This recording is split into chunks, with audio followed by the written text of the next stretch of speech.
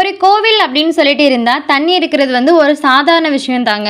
ஆனால் ஒரு கோவிலில் இருக்க சிவலிங்கம் வருஷத்தில் 365 நாளுமே வந்து தண்ணி குளத்துக்குள்ளே தான் மூழ்கி இருக்குது அப்படின்னு சொன்னால் நீங்கள் நம்புவீங்களா?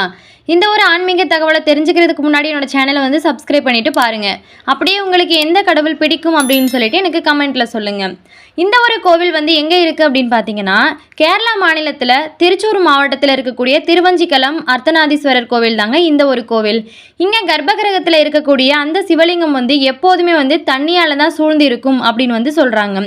வெயிலோ மழையோ பனியோ எதுவாக இருந்தாலும் சரி, அந்த தண்ணி வந்து ஒருபோதும் வற்றாது அப்படின்னு வந்து சொல்லப்படுது. இந்த சிவலிங்கத்தை பல வருஷமாக ஒரு பாம்பு வந்து பாதுகாக்கிறதாகவும் சொல்லப்படுது. புராண கதைகள் படி இந்த கோவில் வந்து எப்படி உருவாச்சு அப்படின்னு பார்த்தீங்கன்னா, மகாவிஷ்ணுவே வந்து அர்த்தநாதீஸ்வரர் ரூபத்தில் வந்து சிவபெருமான வழிபட்டாராம். அதனால தான் இந்த ஒரு கோவிலுக்கு அர்த்தநாதீஸ்வரர் அப்படின்னு சொல்லிட்டு பேர் வந்ததாக சொல்கிறாங்க. இந்த ஒரு கோவில் வந்து எல்லா நாளுமே வந்து நம்ம சிவனை வந்து பார்க்க முடியாதுங்க. வருஷத்தில் ஒரு தடவை வந்து, அதுவும் மகா சிவராத்திரி அன்னைக்கு இரவு 12 மணிக்கு தான் அந்த கோவிலில் உள்ள தண்ணீர் எல்லாத்தையுமே வெளியில் எடுத்துட்டு சிவனுக்கு வந்து பூஜை செய்வாங்க அப்படின்னு வந்து சொல்லப்படுது. இந்த கோவிலில் உள்ள தண்ணி வெறும் தண்ணி இல்லைங்க, அது சிவபெருமானோட சக்தி அப்படின்னு வந்து சொல்கிறாங்க. இந்த ஒரு கோவிலுக்கு நம்ம ஒரு தடவை போயிட்டு அந்த தண்ணி வந்து நம்ம மேலே பட்டுச்சு அப்படின்னு சொன்னால் மனசு முழுக்க அமைதியும் உடம்பு முழுக்க ஆரோக்கியமும் வரும் அப்படின்னு சொல்லிட்டு மக்கள் எல்லாருமே வந்து நம்புகிறாங்க. என்னோட வீடியோ பிடிச்சிருந்துச்சு அப்படின்னு சொன்னால் லைக் பண்ணுங்கள். அப்படியே உங்கள் ஃப்ரெண்ட்ஸ் அண்ட் ஃபேமிலிக்கு வந்து ஷேர் பண்ணுங்கள்.